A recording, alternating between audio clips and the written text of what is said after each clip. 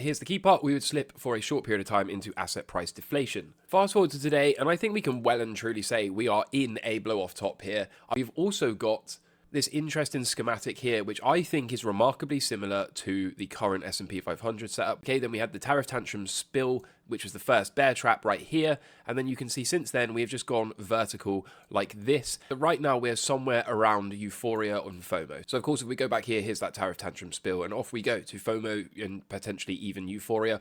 Now, whilst that is still the base case expectation, we will essentially squeeze a little bit higher here before ultimately coming tumbling down in a global bear market and recession. And again, slipping into a short period of asset price deflation towards the bottom.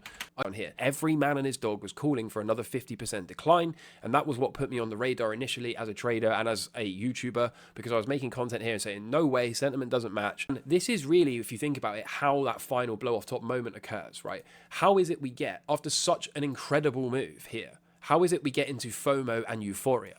Well, we first have to swerve all the risks, which so far we're seemingly doing, right? There's a new paradigm, and that is how we get everyone one-sided into an inflection point, just how they were extremely one-sided into the inflection point tax long, okay? And very soon, I expect to be at the complete opposite inflection point as we complete this major macro call and this 4-year cycle and start to head down for those 4-year cycle lows. Again, to try to call tops here when we have no alarm signals firing off, we've got improvements in the yield spreads, I think is a little premature.